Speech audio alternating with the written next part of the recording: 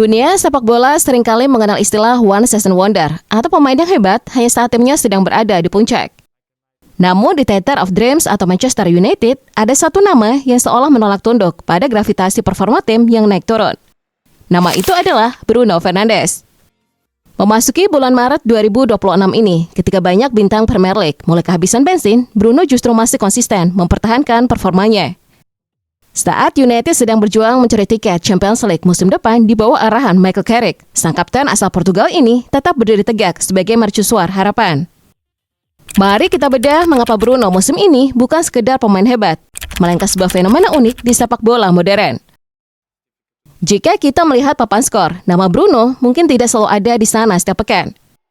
Namun jika kita melihat dapur serangan United, sidik jari Bruno ada di mana-mana. Pada pekan ke-29 Premier League musim 2025-2026, Bruno telah mencatatkan 14 assist. Angka ini bukan main-main. Ia memimpin tabel kreator terbanyak di liga, mengungguli nama-nama besar lainnya. Namun statistik yang lebih mencengangkan adalah expected assist dan key passes. Bruno rata-rata melepaskan 3-4 umpan kunci per pertandingan. Artinya, setiap kali bola ada di kaki Bruno, ada peluang besar gawang lawan dalam bahaya. Ia bukan tipe gelandang yang hanya bermain aman dengan operan pendek ke samping. Bruno adalah seseorang yang pengambil resiko. Ia berani melepaskan umpan terobosan vertikal yang membelah pertahanan lawan, meski resiko kehilangan bolanya tinggi. Dan musim ini, resiko itu terbayar tuntas. Mengapa musim ini terasa berbeda bagi Bruno Fernandes? Jawabannya ada pada peran taktis.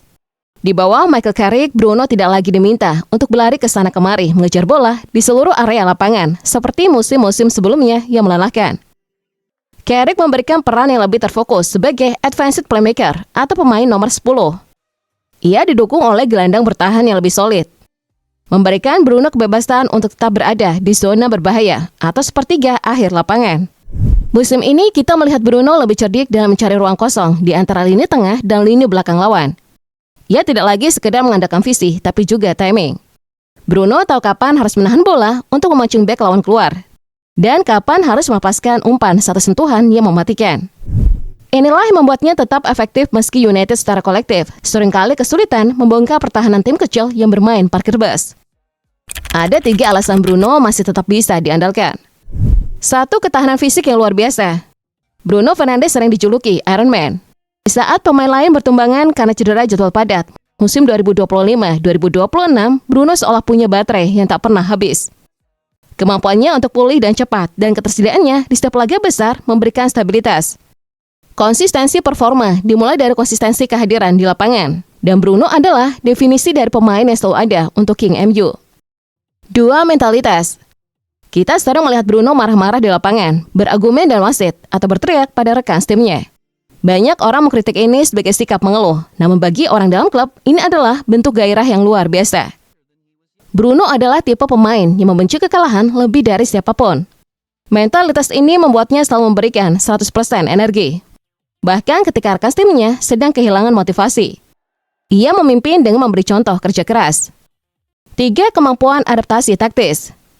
Bruno adalah pemain yang sangat cerdas secara taktik. Ketika United ditekan habis-habisan, ia turun jauh ke belakang untuk membantu sirkulasi bola. Ketika United mendominasi, ia naik menjadi penyerang lubang. Fleksibilitas ini membuatnya tetap relevan dalam skema apapun yang diterapkan pelatih.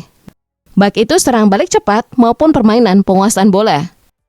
Konsistensi Bruno musim ini juga menjadi berkah bagi pemain lain seperti Benjamin Sesko.